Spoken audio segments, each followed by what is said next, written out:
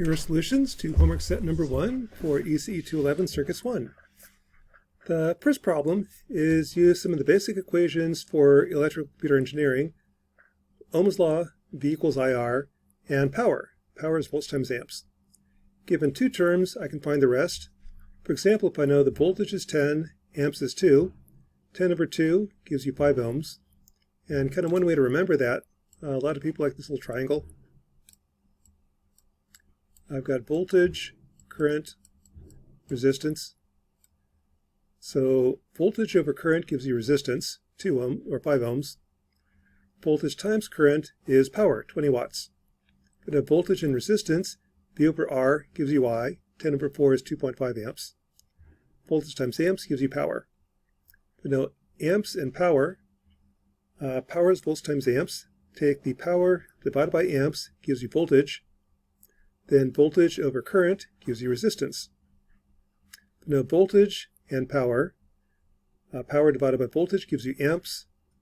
Voltage over amps gives you watts, or ohms. So there's problem number 1. Problem number 2 looks at using Circuit Lab. With Circuit Lab, you need to register. Make sure you use your NDSU email address. Don't use NDUS. NDUS is for the North Dakota University System. That includes UND, Williston, Bismarck. We don't pay for their students. We only pay for NDSU students. So you have to use the NDSU email address. If you do that, Circuit Lab is free. Circuit Lab is a really nice circuit simulator. We use it a lot. I really like it. It really helps. Kind of like saying that you don't need Chegg, you don't need AI. If you ever want to know what's the answer to a problem, did you do it right? Throw it in Circuit Lab. Circuit Lab will tell you if you did it right. Using Circuit Lab, I can build circuits pretty easily, just drag and drop. So here's a voltage source, for example.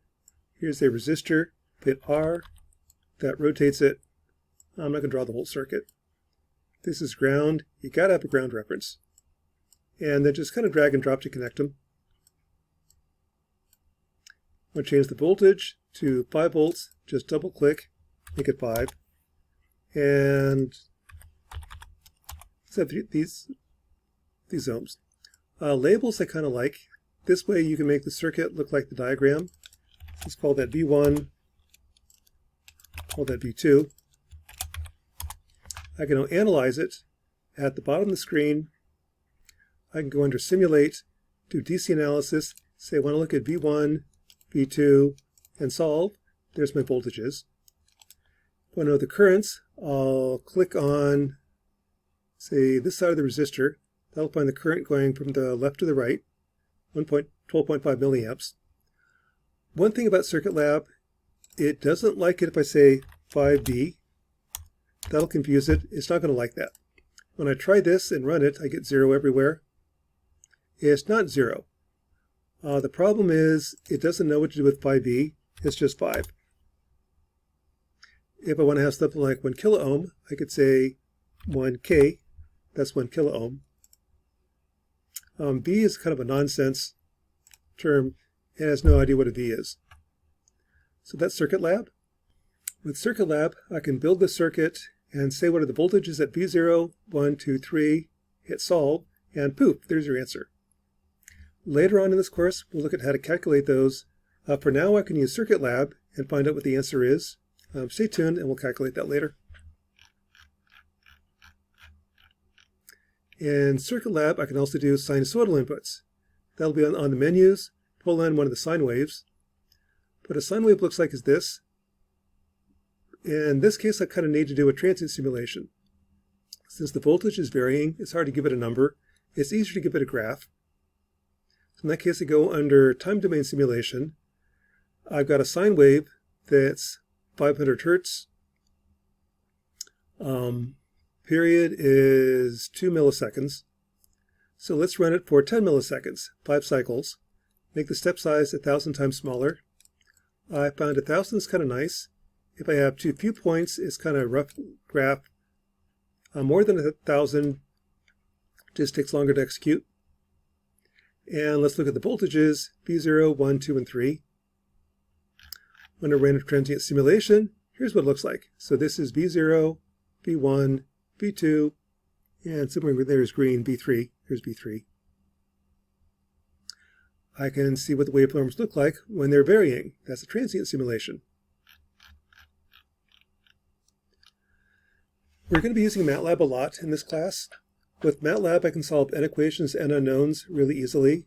To do that, I put it in matrix form, which is one of the reasons that linear algebra is a co-rec of this class. It's how to solve n equations and unknowns.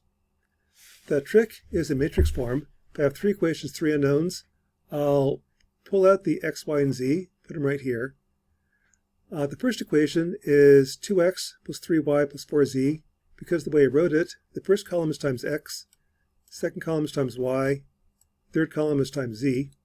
So this is 2x plus 3y plus 4z is 7. Second equation, 7x plus 2y minus 2z is 12. X plus y plus z is 10. So there's the matrix. If I call that matrix A, call this one B, my answer is inverse of A times B. To do that, I've got to get the matrices into MATLAB. They'll say A is the start of the matrix, comma is next row, semicolon, comma is next column, semicolon is next row. So here's the first row, second row, third row, end of matrix. And I like printing it out so I can just look at the two and see, did I do it right? No sign errors. Looks right. Here's B, 7, 12, 10. Then the answer is inverse of A times B. Now MATLAB, I like putting these out. Don't put the semicolon in. If I do put in a semicolon, it'll do the operation, but not show me what the answer is. I want to see what that answer is. Where that's useful is if I do something like this. The dimensions have to match up with matrices. I can multiply 3 by 3 times 3 by 1, but I can't do it 3 by 3 times 1 by 3. If I try that in MATLAB, I'll get an error message.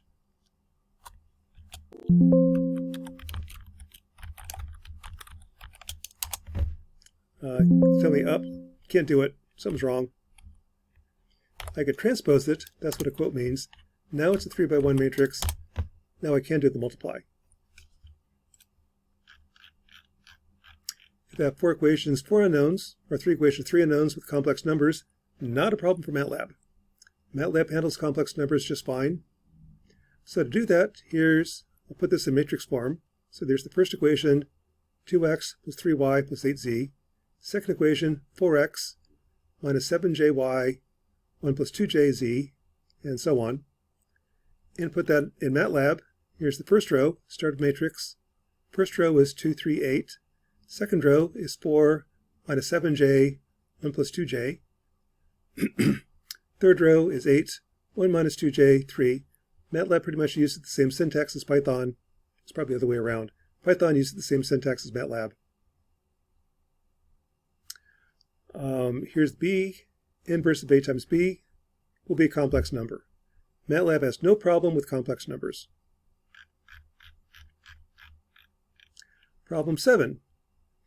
We'll be using a lot of resistors. Resistors are marked with color codes. Here's what the colors mean. So if I see brown, black, red, looking kind of like this, what that means is brown is 1, black is 0, red is 2. This is a 102 resistor.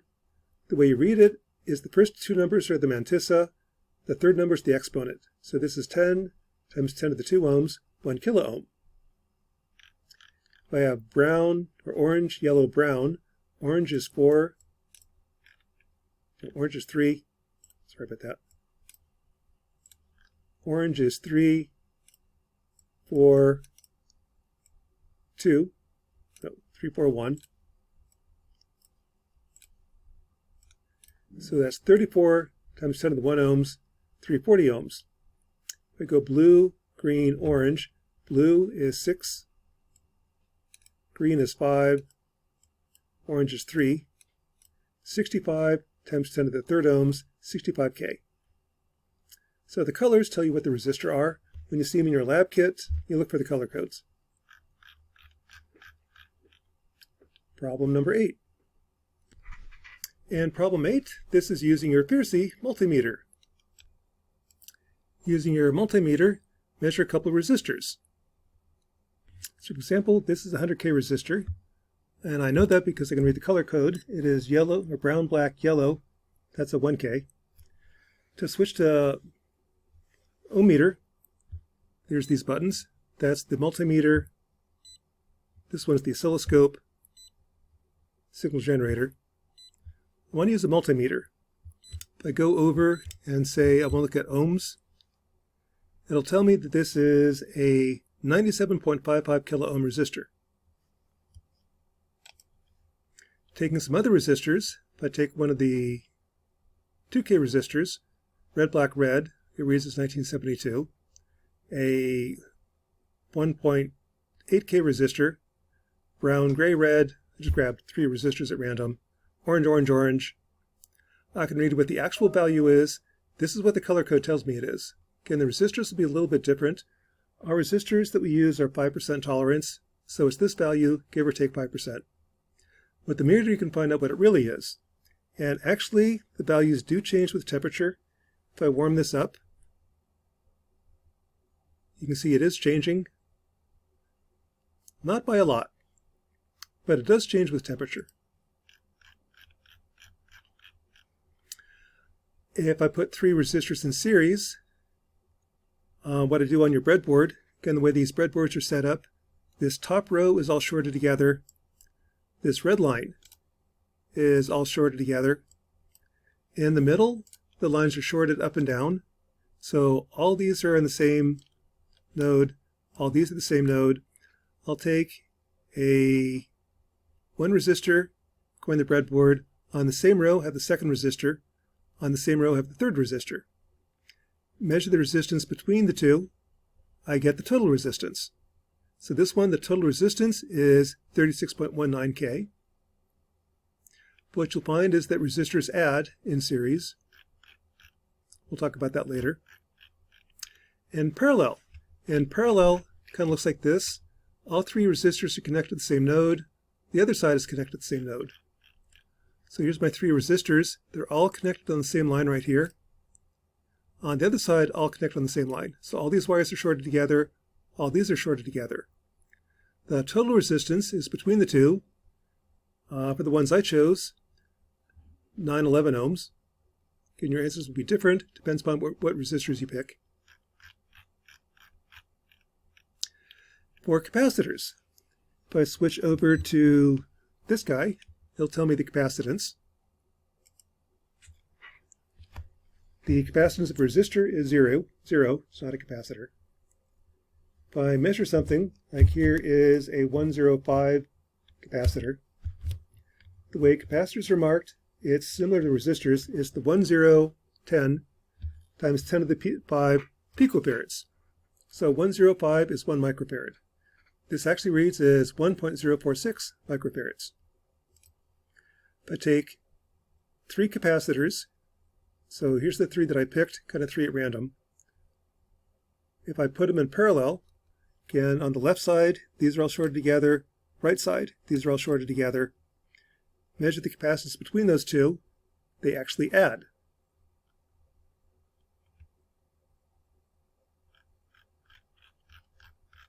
If I put them in series, here's the first capacitor, goes between these two. Second capacitor goes between these two. Third capacitor, these two. The current goes through the first capacitor, then the second, then the third. That's series. In series, the capacitance gets smaller, and we'll talk about the formula for that later. But basically, capacitors add in parallel, resistors add in series.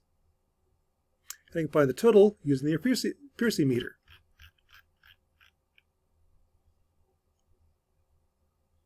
Okay, so here's the series resistance. And in parallel, they add. 100 plus 100 plus 200 is 400-ish. Finally, in your lab kit, there should be a thermistor. That's this little guy, silver on both sides. That's a temperature-sensitive resistor. So for example, I can measure, here's my thermistor.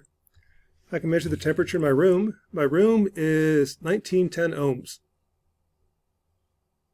To convert to temperature, that's where this equation comes in. I know the resistance, solve for temperature. Kind of what I did is I measured the resistance in my room, in a refrigerator, in a freezer. plug it into this equation and solve for temperature, I get my room was 28 Celsius, kind of warm. Refrigerator is 20 Celsius, also kind of warm. And freezer minus 6 Celsius. That's actually how digital thermometers work. They have a sensor where a parameter, in this case resistance, varies with temperature. By measuring resistance, I can tell you what the temperature is. And that is homework set number 1 for Circuits 1. It's just kind of background, getting used to your Piercy meter. It's got a learning curve. You'll get used to it though. It's a pretty nice meter. And other homework sets will be similar to this one. It's do a couple calculations, and at the end there'll be a lab. Build a circuit using your breadboard and take measurements with your meter. That's homework set number 1 for Circuits 1.